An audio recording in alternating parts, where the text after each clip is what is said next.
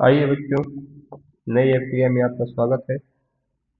हम एक और महत्वपूर्ण अभिक्रिया देखते हैं जिसका नाम है हेलो फॉर्म अभिक्रिया। तो हेलो फॉर्म अभिक्रिया की खास बात क्या है? हेलो फॉर्म अभिक्रिया केवल वे ग्रुप देते हैं जिनके पास CH3CO यानी टर्मिनल पे जो है CH3CO ग्रुप लगा हो, यानी जिसको हम बोलते हैं मिथिल कीटोन।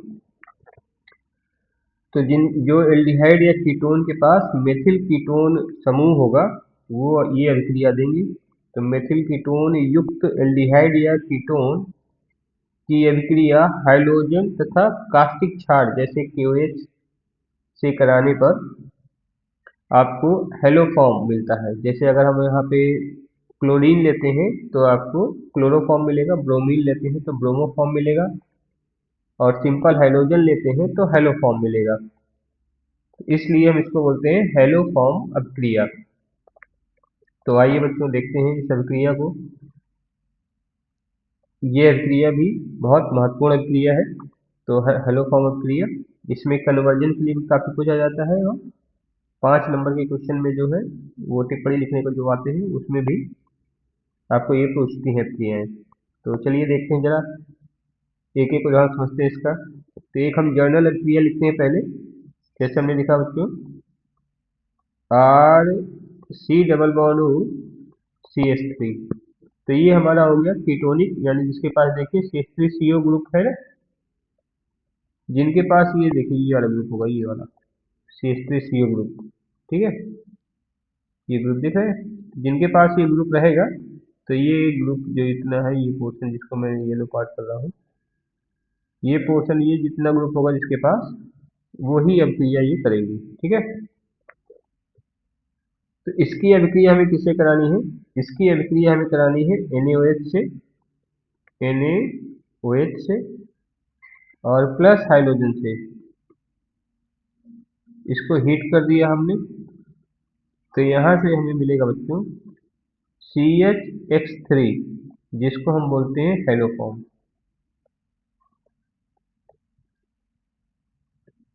और प्लस हमारा जो निकल जाएगा वो है RCOONA। तो चलिए इसके एक दो उदाहरण करके देखते हैं, हम समझते हैं कि क्या है। जैसे हम पहला इसमें उदाहरण लिखते हैं बच्चों, CH3C डबल बॉन्ड CH3, ये है आपका एसीटोन। ये क्या है? एसीटोन। अब इसकी अभिक्रिया हम करा रहे हैं। ऊपर वाली अभिक्रिया हम संतुलित लिखना चाहें तो यहाँ पे 4 आप NaOH लिख सकते हैं, 4 NaOH। ये एक बार ये भी पूछा गया कि इनका रेशियो हाइड्रोजन का और NaOH रेशियो क्या लेते हैं, तो इस तरह से प्लस, मान लीजिए हमने यहाँ पे लिया 3I2 ले लिया, आयोडीन ले लिया, तो यहाँ से आपको मिलेगा CHI3, ये मिल जाएगा, प्लस 3NaI मिल जाएगा, और जो बचे हैं वो मिलेगा आपको CH3COONA, और बचा है आपका 3H2O। तो इस तरह से आप इसको अभिक्रिया को लिख सकते हैं। तो आपको मेन ये याद रखना है, जैसे ये बना आपको CHI3, इसको हम बोलते हैं आइडो फॉर्म। ठीक है, तो ये हमने एसीटोन से अभिक्रिया की। इसी तरह से सेम अभिक्रिया आप एसिटल्डिहाइड से कर सकते हैं। देखिए इसमें ये ग्रुप जो है हम बात कर रहे थे CH3CO वाला ग्रुप, तो ये इसमें CH3CO वाला ग्रुप उपस्थित है। ये देखिए ये वाला ग्रुप है, येलो किया मैंने पोर्शन, तो ये ग्रुप इसमें उपस्थित है। तो जिसमें भी ये ग्रुप उपस्थित होगा वो अभिक्रिया ये लेंगे। अगला उदाहरण देखते हैं। जैसे हमने लिखा CH3C डबल बॉन्ड O और H, तो देखिए इसमें भी उपस्थित है CH3CO group, plus 4NaOH plus 3I2। आप यहाँ पे Cl2 या Br2 भी ले सकते हैं। चलिए Cl2 ले लेते हैं, मान लीजिए 3Cl2। तो बच्चों यहाँ से मिलेगा हमें CHCl3, इसको बोलते हैं क्लोरोफॉर्म। आप सभी लोग परिचित हैं, पहले निश्चितक के रूप में प्रयोग किया जाता था ये, plus 3NaCl, plus sodium format बचेगा HCOONA और प्लस आपका 3H2O। तो ये हमारे एल्डिहाइड हो गया और कीटोन हो गया। इसमें एक एल्कोहल का भी ग्रुप है जो ऑक्सीडाइज होके एल्डिहाइड के फॉर्म में आ जाता है, तो वो भी ये अभिक्रिया देता है। तो ये है आपका CH3CH2OH ethyl alcohol plus NaOH plus I2। तो यहाँ से बच्चों आपको मिलता है CHI3, ऑक्सीडाइज कर देगा इसको, प्लस NaI प्लस HCOONA और प्लस आपका H2O। तो ये इसको आप संतुलित आपके लिए छोड़ता हूँ इस प्रक्रिया को संतुलित करने के लिए। तो इसके उत्पाद जो है वो मैंने लिख दिए हैं। ये हमारा एथेनॉल है, एथेनॉल है, इथेनॉल की NaOH से क्रिया कराई I2 से, तो आपको मिलेगा CHI3 plus NaI plus sodium format plus H2O। ये आपका एसिटिल्डिहाइड है, एस्टिल्डिहाइड। तो एस्टिल्डिहाइड की क्रिया कराई हमने NaOH से और प्लस हाइड्रोजन से, तो हमें यहाँ पे क्लोरो फॉर्म मिलेगा या आइडो फॉर्म मिलेगा या ब्रोमो फॉर्म मिलेगा। तो इस वजह से इस अभिक्रिया को हम बोलते हैं हेलोफॉर्म अभिक्रिया। अगर ये टिप्पणी लिखने को आती है बच्चों, तो इतनी अभिक्रियाओं में से कोई एक अभिक्रिया आप लिख के बोल सकते हैं, और जो आप क्रिया लिखेंगे उसी के हिसाब से आप भाषा भी लिख सकते हैं। जैसे देखिए, इसमें आप जो भाषा के हिसाब से यदि लिखेंगे, मेथिल कीटोन की जो अभिक्रिया है वो NaOH और हाइड्रोजन से कराने पर हमें हेलो फॉर्म प्राप्त होता है। बस इतना आपको उसमें लिखना है, ठीक है। तो चलिए अगली अभिक्रिया देखते हैं। अगली अभिक्रिया है बच्चों, ये भी महत्वपूर्ण है, कार्बोक्सिलिक चैप्टर की है, कार्बोक्सिल ग्रुप वाले जिसमें हम पढ़े हैं। तो इसका नाम है आपका HVZ अभिक्रिया। इसको शॉर्ट फॉर्म में आप क्या बोलते हैं, ये वैसे हेल्महोल्ट्ज जेलिंस्की अभिक्रिया है, तो इसको हम बोलते हैं HVZ अभिक्रिया। ये अभी पिछले बार ही जो है बोर्ड परीक्षा 2025 में आई हुई अभिक्रिया है, ये हेल्महोल्ट्ज जेलिंस्की अभिक्रिया। तो ये अक्सर पूछी जाती है, बहुत महत्वपूर्ण इसलिए है क्योंकि ये अल्फा पोजीशन पर हेलोजिनेशन कराने के काम में आती है। तो देखिए जरा इसको हम कैसे बोलते हैं कि अल्फा हेलोजन युक्त एलिफैटिक कार्बोक्सिलिक अम्ल की लाल फास्फोरस की अल्प मात्रा की उपस्थिति में क्लोरीन या ब्रोमीन से क्रिया से अल्फा हेलो अम्ल बनने की अभिक्रिया को हेल्महोल्ट्ज जेलिंस्की अभिक्रिया कहते हैं। तो देखिए ये HVZ अभिक्रिया क्यों महत्वपूर्ण है, ये इसके उत्पाद जो बनता है उसके लिए ये खास है। ये अभिक्रिया हमने जैसे लिखा बच्चों CH3COOH, तो इसमें जो ये वाला कार्बन है, ये वाला कार्बन, ये अल्फा कार्बन है, तो यहाँ पे हाइड्रोजनेशन होता है। तो जब इसकी अभिक्रिया हम कराते हैं क्लोरीन से, Cl2 से, और रेड फास्फोरस लाल फास्फोरस की उपस्थिति में, तो यहाँ से HCl निकल जाता है और अल्फा पोजीशन पर आपका हेलोजिनेशन होता है, यानी यहाँ पर एक Cl लग जाएगा और ये आपका COOH। तो ये आपका अल्फा पोजीशन पे हेलोजन ग्रुप लग गया है। तो इसको हम बोलते हैं हेल्महोल्ट्ज जेलिंस्की अभिक्रिया या आपका HVZ अभिक्रिया। एक और उदाहरण देख लेते हैं, जैसे हमने लिखा CH3 CH2 COOH, तो अब इस समय अल्फा ई हो गया और ये बीटा हो गया। तो जब आप अभिक्रिया कराएंगे लाल फास्फोरस और क्लोरीन की, तो यहाँ से मिलेगा आपको CH3 CH, जो हाइड्रोजन ग्रुप है वो आपका अल्फा पोजीशन पर ही जाके लगेगा। तो इस तरह से ये अभिक्रिया है। तो हमारी यहाँ पर प्रतिस्थापन के हिसाब से ये अभिक्रिया बहुत महत्वपूर्ण है, क्योंकि इससे इसमें जब हम कन्वर्जन देखते हैं तो अल्फा पोजीशन पे मान लो हमें एल्कोहलिक ग्रुप लगाना है या यहाँ पे डबल बॉन्ड लगाना है, तो इस अभिक्रिया में आसानी से इस अभिक्रिया द्वारा हम कर सकते हैं। तो HVZ अभिक्रिया, इसको नाम खतरनाक है थोड़ा,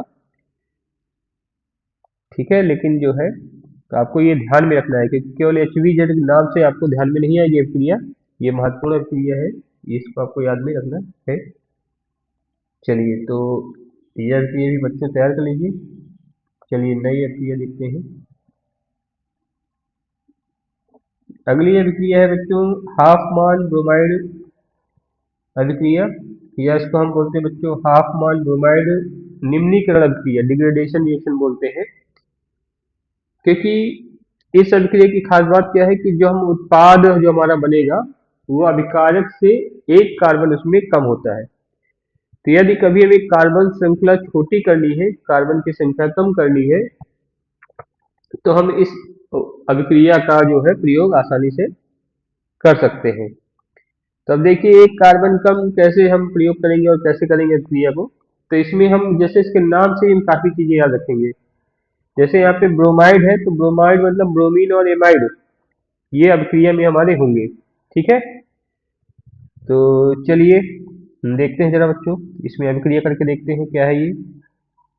ठीक है, तो इसमें हमें एमाइड ग्रुप लेना है। तो इस अभिक्रिया में हम एलिफैटिक या एरोमेटिक दोनों एमाइड हम ले सकते हैं इसमें, और इसकी अभिक्रिया हम ब्रोमीन के साथ कराते हैं कास्टिक पोटास के जलीय विलयन की उपस्थिति में, तो जिससे हमें इसमें प्राथमिक एमीन प्राप्त होते हैं। बहुत आसान सी अभिक्रिया है लेकिन बहुत ही महत्वपूर्ण है, जेई में ये कई बार अभिक्रिया पूछी गई है। NaOH और जो है ब्रोमीन हाइड्रोजन का रेशियो कितने रेशियो में लेते हैं अभिक्रिया को। ठीक है, तो बच्चों आइए देखिए जरा देखते हैं।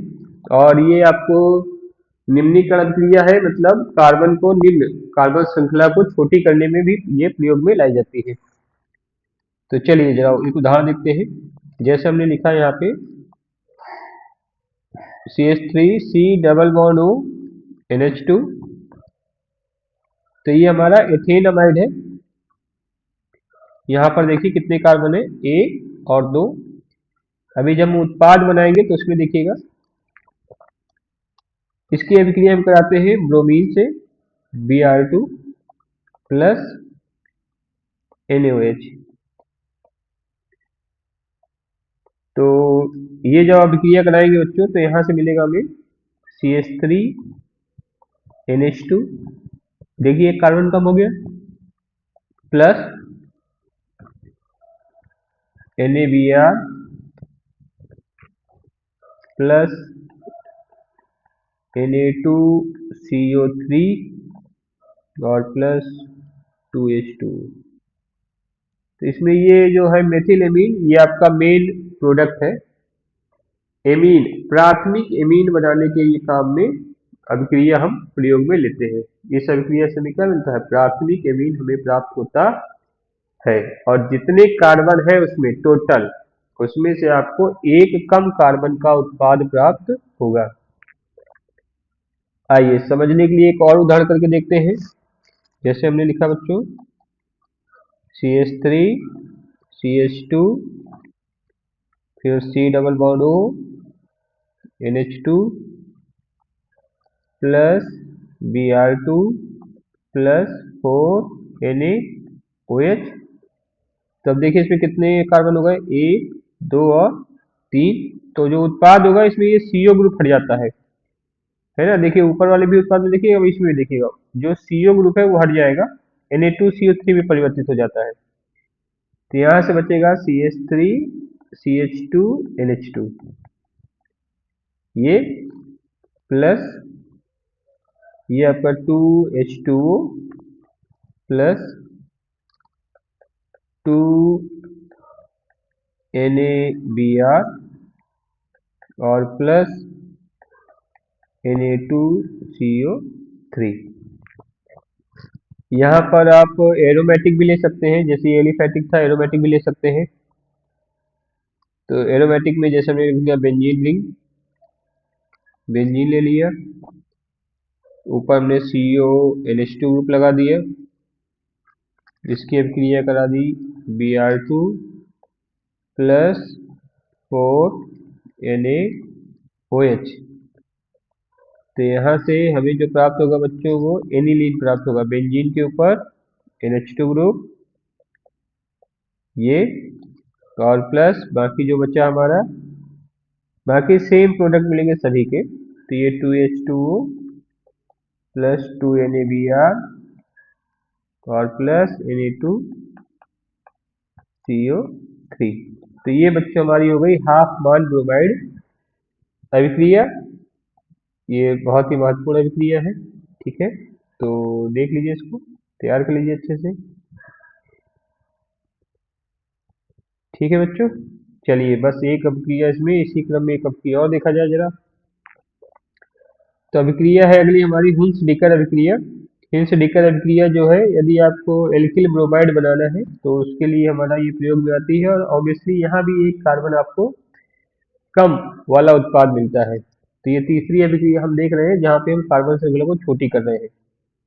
एक हमने विकार्बोक्सीकरण अभिक्रिया देखी थी पहले, और आज ये दूसरी अभिक्रिया देख रहे हैं। इसके पहले हाफमैन ब्रोमाइड और अब ये हिंस डिकर अभिक्रिया। तो देखिए इस अभिक्रिया में हम क्या करते हैं, इसमें वसीय अम्ल जो होते हैं, वसीय अम्ल जो हैवी कार्बन वाले रहते हैं, कार्बन श्रृंखला काफी बड़ी रहती है, उसके जो वसीय अम्ल बनते हैं, तो वसीय अम्ल के सिल्वर लवण को हम ब्रोमीन के साथ अभिक्रिया कराते हैं CCl4 की उपस्थिति में। तो यहाँ से हमें एल्किल ब्रोमाइड प्राप्त होते हैं। तो इस अभिक्रिया में भी हमारा वो जो कार्बोक्सिलिक ग्रुप रहता है वो CO2 के फॉर्म में निकल जाएगा। तो चलिए देखते हैं जरा उसको। जैसे हमारे पास है RCOOAg, ठीक है। तो ये हो गया हमारा सिल्वर सॉल्ट, प्लस इसकी हम ब्रोमीन से Br2 से अभिक्रिया करा दे रहे हैं CCl4 की उपस्थिति में, कार्बन टेट्रा क्लोराइड की उपस्थिति में 350 केल्विन ताप पर। तो यहाँ से हमें मिलता है बच्चों RBr plus CO2 plus AgBr। ठीक है, तो ये हमें उत्पाद प्राप्त होता है। चलिए इस पे एक उदाहरण भी लिख के देखते हैं। जैसे हमने लिखा, R की जगह लिखा CH3 CH2 COOAg। तो इसकी अभिक्रिया हमने कराई Br2 से CCl4 की उपस्थिति में। तो यहाँ से हमें प्राप्त होगा CH3 CH2 और Br2।